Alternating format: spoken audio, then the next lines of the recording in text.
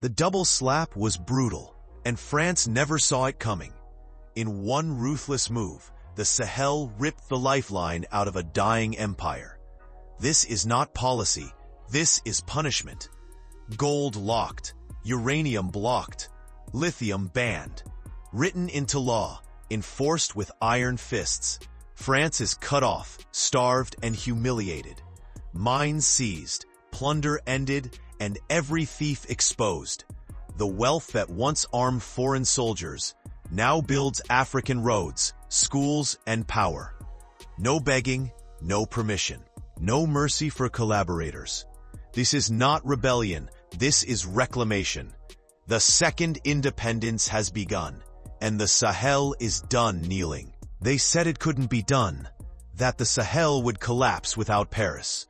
That sovereignty was just a slogan for dreamers who didn't understand how the world really worked.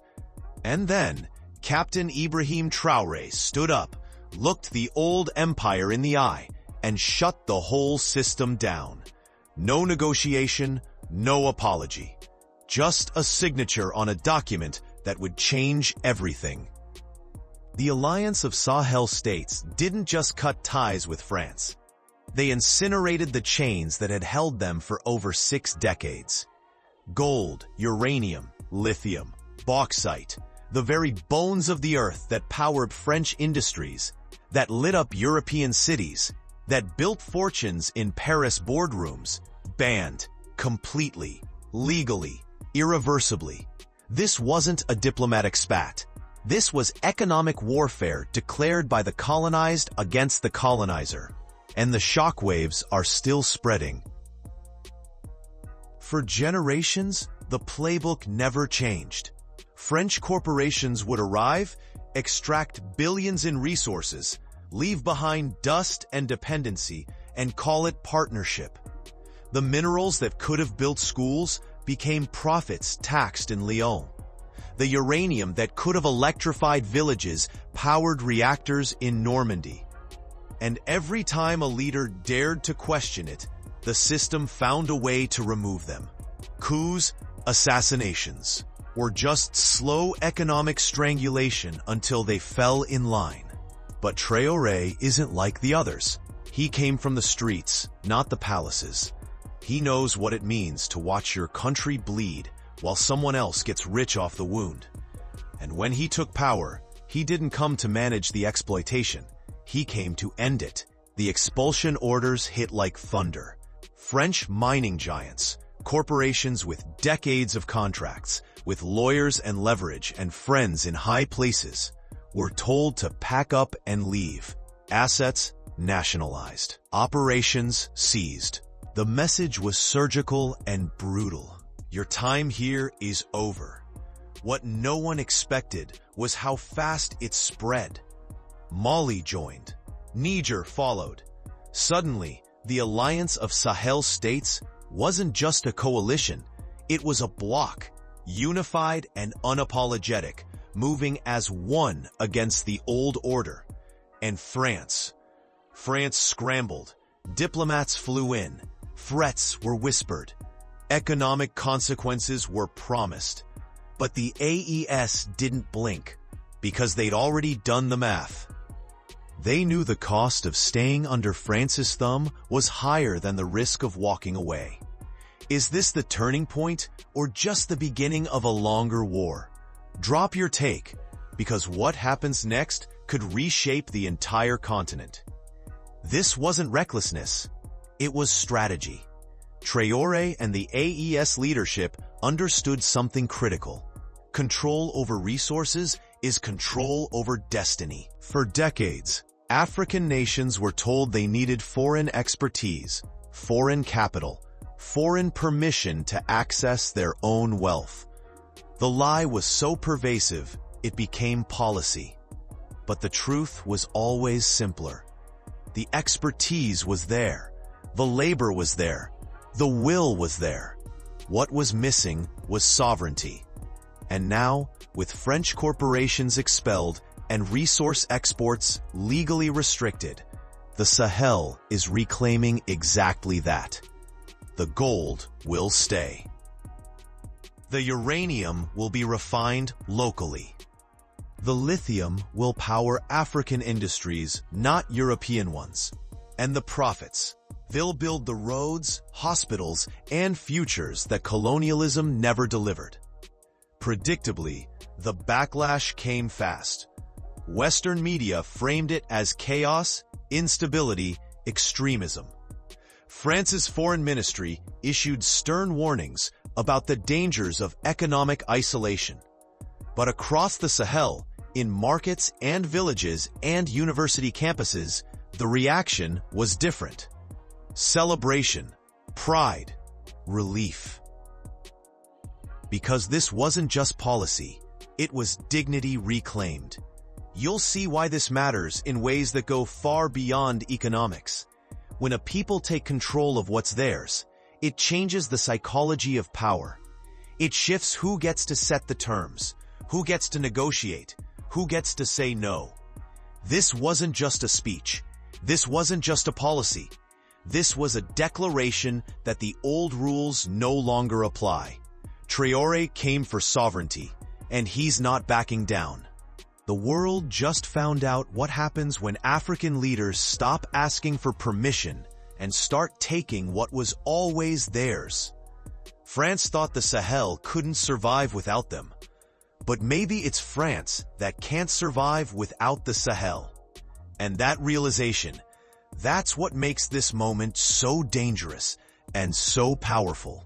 The moment the ink dried, the entire power structure of West Africa shifted. Not gradually, not diplomatically, instantly.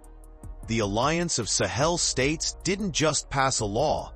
They rewrote the rules of extraction, flipped the script on who gets rich and who gets left behind, and turned natural resources into the ultimate political weapon. Gold that once filled European vaults would now fund Sahelian schools. Uranium that powered French reactors would electrify African villages. And any corporation that dared violate the new order, they'd face penalties so severe it would make bankruptcy look generous. This wasn't reform. This was revolution by legislation. And the old empires, they're still trying to figure out how it happened so fast. For decades, the formula was simple and brutal. Foreign corporations would arrive with contracts written in Paris, extract billions in minerals, pay pennies in taxes, and funnel profits back to shareholders who'd never set foot on African soil. The governments that signed those deals were either complicit or coerced, locked into agreements that made sovereignty a joke and independence a performance. But the leaders of the AES, Captain Ibrahim Traoré in Burkina Faso, Colonel Assimi Goïta in Mali, General Abdourahmane Chiani in Niger, they weren't interested in performing. They came to dismantle. And resource nationalization became their sharpest blade. The new laws didn't just ban exports to France, they criminalized them. Companies caught trying to smuggle gold, lithium, or bauxite across borders would face asset seizures, operational shutdowns, and legal penalties designed to make an example out of anyone who thought the old system could survive in secret. Enforcement wasn't symbolic, it was surgical. Mining sites once controlled by foreign entities were occupied by state forces. Refineries were nationalized. Supply chains were rerouted, and the profits redirected entirely. No longer would mining revenues disappear into offshore accounts. Now they'd build infrastructure, pay salaries, fund militaries, and prove that wealth extracted from African soil could actually benefit African people. You'll see why this terrifies the West more than any military alliance ever could. Is this economic justice or a dangerous gamble that could isolate the Sahel? Drop your take, because the stakes just got even higher. What makes this strategy so devastating is its precision. The AES didn't just nationalize out of anger. They nationalized with a plan. State-led development programs were launched almost immediately, funded directly by the mining revenues that used to line foreign pockets. Roads were paved in regions that had been ignored for generations. Energy grids expanded. Agricultural projects received capital. And suddenly, the narrative that African nations needed Western expertise to manage their own resources started looking like the lie it always was. Because here's the truth the old powers never wanted to admit. The expertise was always there. The capacity was always there. What was missing was control. And now, with resources firmly in state hands, control had finally come home. Predictably, the backlash was immediate and vicious. International financial institutions warned of economic collapse. Western media ran stories about instability and authoritarianism. Diplomatic channels buzzed with veiled threats about sanctions and isolation. But the AES held firm, because they understood something fundamental about power in the 21st century. Whoever controls the resources controls the leverage. France can't build reactors without uranium. Europe can't transition to green energy without lithium. And if the Sahel decides those minerals stay on the continent, then the entire global supply chain has to renegotiate. That's not dependency anymore. That's power. They're paving the future in real time, literally. Over 3,000 construction machines, bulldozers, graders, asphalt pavers, excavators, rolling across the Sahel like a mechanized army of progress. State-owned, state-operated, state-funded, and every single meter of road they lay is a middle finger to the narrative that Africa needs saving. This is the asphalt revolution, and it's not a metaphor. It's steel and cement and sweat, tearing through decades of neglect at a pace no one thought possible. The goal: eliminate every untarred road by 2029. Not most, not some, every single one. And if you think that's just talk, you haven't been paying attention. Because the machines are already moving, the contracts are already signed, and the transformation is already visible from space. This isn't aid dependency. This isn't waiting for Western donors to decide your country deserves infrastructure. This is what sovereignty looks like when it stops being a slogan and becomes a construction project. For generations, the Sahel was trapped in a vicious cycle. Foreign corporations extracted billions in resources, funneled profits offshore, and left behind roads so broken they were barely passable. Villages remained cut off. Markets couldn't connect. Hospitals couldn't be reached. And every time a government asked for help, the response was the same. Apply for a loan, accept the conditions, privatize your assets, and maybe we'll build you a road. But that playbook died the moment the Alliance of Sahel States nationalized their resources. Because suddenly, the revenues that used to disappear into European bank accounts were staying home. And with those revenues came a choice. Keep complaining about what you don't have, or build it yourself. They chose to build. And they didn't start small. The equipment deployment alone is worth millions. A coordinated investment in machinery that most African nations rent from foreign contractors at inflated rates. But the AES didn't rent. They bought. They own the bulldozers. They own the pavers. They own the entire supply chain, from extraction to construction. And that ownership changes everything. Because now, when a road gets built, the profits from that project cycle back into the state budget. When a school goes up, the jobs go to local workers. When a hospital opens, it's funded by minerals that came from the earth beneath their feet, not loans negotiated in Brussels. Is this the blueprint for Pan-African development, or just a short-term flex? Drop your take, because what comes next is even bigger. The scale is almost hard to believe. roads threading through districts that have been isolated for decades. Marketplaces rising in towns where commerce had been strangled by impassable terrain. Schools appearing in regions where children walked hours just to reach a classroom.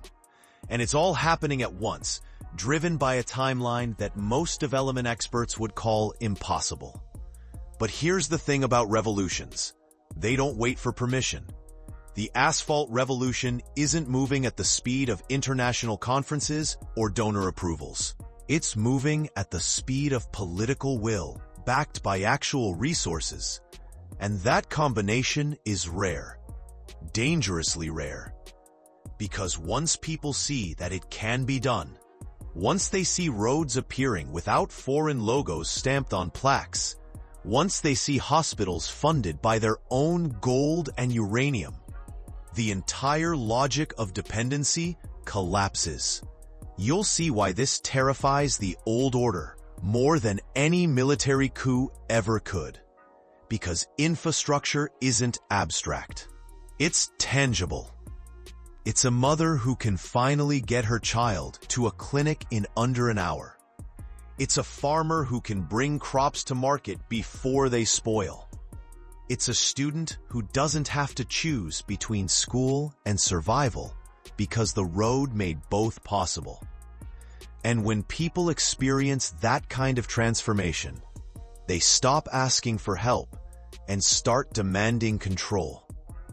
That's the real revolution. Not the asphalt itself, but what it represents. Proof that African-led development isn't a fantasy. It's a choice that was denied for too long. They called it independence in the 1960s. Flags were raised, anthems were sung, colonial governors sailed home, and the world applauded liberation. But the mines stayed open, the banks stayed foreign, the currencies stayed pegged, and the wealth kept flowing in one direction, out. 60 years later, the Alliance of Sahel States looked at that so-called independence and said, "We're done pretending. This is the second independence, and this time it's real." Because freedom without economic control is just a better-dressed version of slavery, and the AES isn't here to dress up the old system. They're here to burn it down and build something that actually belongs to the people who live on this soil. France is losing access to the resources that powered its economy for generations. Not temporarily, not negotiably, permanently. And that loss isn't just economic. It's the collapse of an entire power structure that defined African geopolitics for over a century. The first independence was symbolic. The second independence is material. And the difference between the two is everything. When Burkina Faso, Mali, and Niger nationalized their resources and expelled French corporations, they didn't just challenge a trade relationship. They shattered the myth that African nations need permission to control their own destiny. For decades, the post-colonial playbook was brutally effective. Grant political independence, maintain economic dependence, and ensure that every critical decision still required approval from Paris, Washington, or Brussels. Leaders who complied were rewarded. Leaders who resisted were removed.